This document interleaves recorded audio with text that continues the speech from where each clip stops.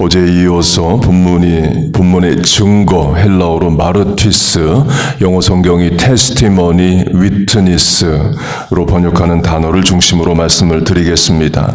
이 본문의 내용은 하나님이 세상 부자와 그들의 재물을 심판하신다를 말합니다. 그래서 부자들이 내 금, 은이 소용이 없구나라는 테스티머니, 간증, 증거를 하게 하신다는 거예요. 어제는 그걸 지옥에서 하는 것으로 예를 들었습니다. 그러나 지옥에서 깨달으면 너무 늦죠. 하나님이 세상 부자를 심판하시는 방법에는 그들의 재물을 없애버리시는 것도 있지만 더 많은 재물을 주시는 방법도 심판의 방법입니다. 이유는 사람이 본인이 감당할 수 있는 이상의 재물이 들어오면, 감당할 이상의 지위와 영향력이 들어오면 도리어 그것들이 나를 깨뜨리고 파괴합니다. 그릇으로 비유하면 그릇보다 큰 게 그릇 안에 들어오면 결국 그릇은 깨집니다. 어제 라터리, 복권 이야기를 잠깐 했는데요. 사람이 복권을 사는 이유는 한 주 동안 유효한 소망을 주기 때문입니다. 복권 회사의 광고 문구가 이겁니다. You never know. 언제 당첨될지 몰라. 이죠. 그럼 복권 사는 사람들이 이번 주에 내가 1등으로 당첨이 될 거라고 믿냐? 그건 또 아닙니다. 안 되는 줄 알아요. 그러나 복권을 왜 사냐? 언젠가 당첨이 돼서 내 인생을 역전시킬 수 있지 않을까 하는 소망을 사는 거예요. 그래서 제가 볼 때 복권 회사와 주정부는 소망을 파는 겁니다. 사람들은 한 주간 유효한 짧은 소망을 돈을 주고 사요. 곧 하나님을 만나고 하나님으로부터 소망을 얻지 못하면 결국 세상이 주는 소망을 추구하게 됩니다. 그게 헛된 줄 모르는 게 아닙니다. 그 소망밖에 붙잡을 게 없기 때문이에요. 참된 소망이신 하나님을 몰라서 그렇습니다. 그렇게 복권이 세상 사람들에게 일주일 단위의 짧은 소망을 주는데요. 당첨이 되었다고 해보세요. 그 큰 금액을 감당할 인격이 안 되면 그 큰 금액이 그 사람의 인격과 가정을 파탄시킵니다. 대부분 이혼하고 친구관계 다 끊어지고 도박하고 몇 년 안에 이전보다 더 못한 삶으로 추락한다는 예는 부지기수입니다. 큰 돈을 감당할 능력이 안 되기 때문이에요. 곧 부자들이 돈이 없어서도 망하지만 돈이 더 들어와서도 망하는 차원이 있습니다. 제가 20몇 년 전에 워싱턴 스테이트의 캐나다 가까운 네스펠렘이라는 인디안 보호구역 선교를 간 적이 있습니다. 가서 제일 먼저 본 것은 17살 인디안의 장례식이었습니다. 네스펠렘도 그렇고 체로키도 그렇고 다른 인디안 보호구역도 마찬가지로 다 도박장이 있습니다. 도박장이 인디안 땅을 임대해서 사업을 하는 거죠. 그러면 인디안들에게 여러 보상을 합니다. 그중 하나가 그 네스펠렘의 경우는 17살이 되는 해에 큰 돈을 한 번에 일시불로 줍니다. 20몇 년 전이라 제가 정확히 액수를 기억은 못합니다. 17살이 큰 돈을 한 번에 받게 돼요. 그러면 부모에게 맡기느냐? 잘 안 맡기죠. 자기가 다 써보려고 합니다. 그러면 비싼 옷 사고 보석 사고 그리고 카지노 가서 도박한대요. 카지노가 준 돈 카지노로 들어올 걸 또 카지노가 압니다. 그리고 자동차를 산답니다. 술 마시고 음주운전을 해요.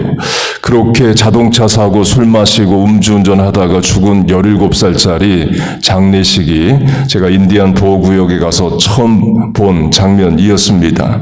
자주 있는 일이랍니다. 곧 큰 돈이 17살짜리 안에 들어왔을 때 감당이 안 되면 큰 돈 때문에 17살 인생이 깨집니다. 우리 자녀들도 마찬가지죠. 예를 들어 17살 고등학생에게 20만 불 일시불로 준다. 그러면 지혜롭게 사용할 수도 있지만 도리어 그것 때문에 인생이 망가질 수도 있는 겁니다. 부자들도 마찬가지입니다. 부자들의 소망은 단 한 가지입니다. 됩니다. 더 큰 부자가 되는 거예요. 이만큼 벌었으면 됐다로 인간 본성이 멈춰지지가 않습니다. 사람의 욕심에 끝이 없기 때문이에요. 그래서 부자는 돈이 없어서도 망하지만 돈을 더 벌려고 하다가도 망합니다. 또는 자기가 감당 못할 큰 돈이 주어지거나 감당 못할 큰 관리해야 될 돈이 주어졌을 때 도리어 인생이 망할 수 있습니다. 제가 여러 번 만났고 우리 교회도 한번 예배 같이 드렸던 분이 있습니다. 그분의 아버지 목사님이셨고 어머니 선교사님이셨습니다. 고등학생 때 1.5세로 미국에 와서 공부하고 또 투자회사로 크게 성공한 분입니다. 선교도 많이 했던 분이에요. 그런데 1천억 달러 마진 콜 사기 혐의로 지난달에 맨하탄 법원에서 21년 구형을 받았습니다. 21년 구형이면 최소 10년 이상 선고가 또 되겠죠. 그분이 올해 60세인데 구형대로 된다면 감옥에서 죽을 수 있는 겁니다. 목사 아들 선교사 아들인 분이라 안타깝게 생각을 합니다. 물론 항소심도 있고 또 최후 판단도 있겠지만 세상 법원의 판단은 불법을 저질렀다 이에요. 그 말이 맞다면 그분도 더 큰 돈을 벌고자 하다가 인생 가정 깨지는 거죠. 강조점은 이미 부자인 사람의 소원이 더 큰 부자가 되는 건데 그 과정에서 자기가 감당 못할 일을 하거나 감당 못할 일을 겪기도 합니다. 지위도 마찬가지이에요. 사울 왕으로 하면 하나님이 40년 동안 소 키우고 농사 짓는 사울을 하루아침에 왕으로 만들어 주십니다. 나라를 위해 군인으로 전쟁을 해보거나 행정가의 경험이 전혀 없는 사람을 왕으로 삼아 주셔요. 어느 날 다 모였더니 제비를 뽑고 사울이 왕이 됩니다. 그날부터 사울은 왕이에요. 그런데 사무엘상을 보면 사무엘이 왕이 되고 그 다음날 한 일이 뭐냐? 소를 몰고 밭을 갈더라 이에요. 어제 하던 일 계속합니다. 왜냐하면 왕이 됐다고 해서 뭘 해야 되는지 자체를 모르기 때문에 그래요. 그래서 계속 농사를 짓습니다. 물론 하나님이 도우십니다. 서서히 왕 노릇을 하게 하시고 전쟁하면 이기게 하시고 하나님이 지도력을 세워주셔요. 그러나 결국 사울은 자멸합니다. 두 번의 불순종으로 자기도 죽고 자식도 죽게 만들어요. 차라리 왕이 안 되었으면 본인도 자녀도 무난하게 살았을 텐데 감당 못할 큰 지위, 왕이란 지위가 들어오자 결국 그 지위가 자기 인생을 깨뜨립니다. 그릇으로 비유하면 그릇보다 큰 게 들어올 때 그릇이 커지지 않으면 그릇은 깨집니다. 사울 왕 다음 왕이 다윗입니다. 역시 양을 치는 목축하는 자이에요. 하나님이 왕으로 삼아 주십니다. 그런데 사울과는 다른 과정을 거칩니다. 사울은 왕으로 선발되고 바로 왕이 되는 반면에 다윗은 왕으로 기름을 부음을 받고 10년 이상의 긴 세월을 연단 훈련을 받습니다. 왜 하나님이 다윗에게 그런 세월, 역경 과정을 거치게 하시느냐? 그래야 왕이라는 큰 지위를 감당할 큰 그릇이 되기 때문이에요. 하나님이 다윗으로 하여금 왕의 지위를 능히 감당하고 남을 그릇을 만들어 가십니다. 그런데 그 방법은 고난입니다. 시편이 150편인데 74편 49%가 다윗의 시이에요. 그 시의 대부분은 supplication, 탄원시, 억울하다, 속상하다 하는 내용입니다. 곧 울면서 부르는 시가 대부분입니다. 그래서 시편을 수건이라 생각하고 짜면 다윗의 눈물이 가장 많아요. 곧 하나님이 긴 세월 큰 고난을 주십니다. 그런데 그 과정을 겪었기 때문에 다윗의 그릇이 커지는 겁니다. 다윗도 사울처럼 어느 날 하루아침에 왕이 됐다면 그를 도울 사람들도 없고 지도력도 없죠. 하나님이 그러나 그 고난의 과정 중에 처음에 400명 나중에 600명 되는 협력자들 붙여주시고 전쟁 경험을 통해 또 군사적 지도자도 되게 만들어 주십니다. 10년 세월 기도하게 하시고 찬송하게 하셔서 좋은 날 와도 왕이 돼도 하나님 배신하지 않을 믿음 신앙 주셔요. 그 과정을 거치는 게 복입니다. 당장에는 고난이란 과정이 어렵고 힘들지만 그래야 감당할 그릇이 돼서 하나님이 주신 복을 담고 능히 누릴 수 있기 때문입니다. 학생 교인이든 장년 교인이든 묻는다고 해보세요. 1번 사울왕처럼 큰 고생 전혀 없이 하루아침에 큰 지위를 얻는다거나 큰 부자가 된다. 2번 다윗처럼 거쳐야 할 것 다 겪고 고난 과정 다 통과한 후에 큰 지위를 얻고 큰 돈을 얻는다.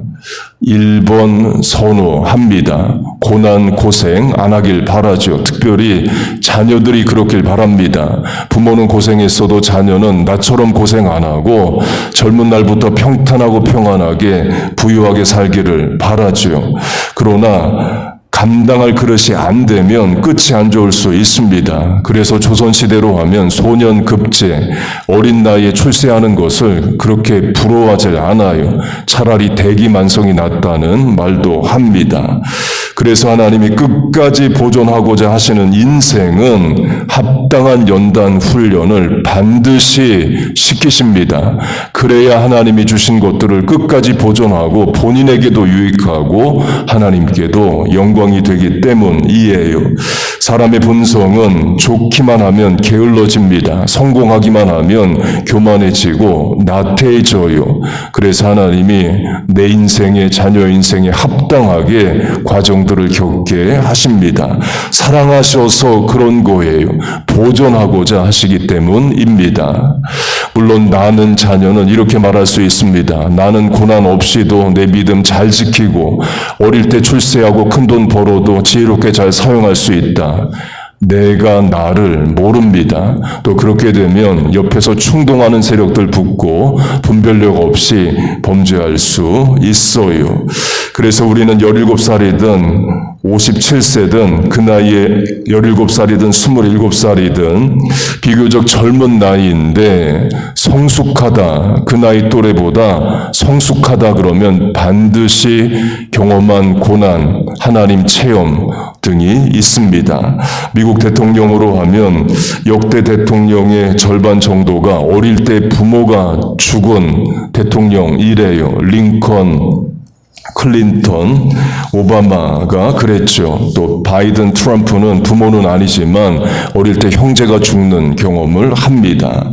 물론 고난을 겪는다고 다 철들고 성숙해지는 것은 아닙니다. 누구는 고난이 오면 하나님 원망하고 믿음을 떠나기도 해요.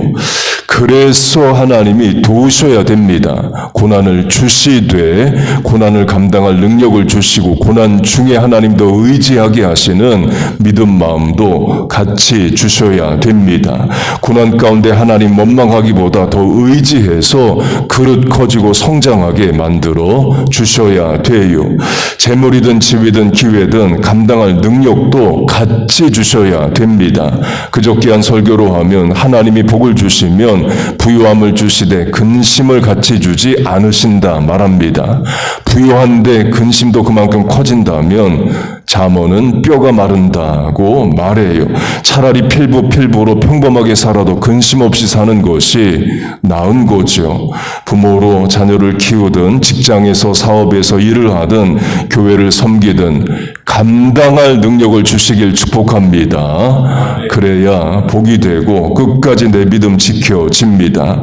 하나님께서 주신 사명, 세상에서도 교회에서도 가정에서도 자녀 양육에서도 직장에서도 다 잘 감당하는 우리와 자녀들 다 되시기를 주의 이름으로 축복하고 축원합니다.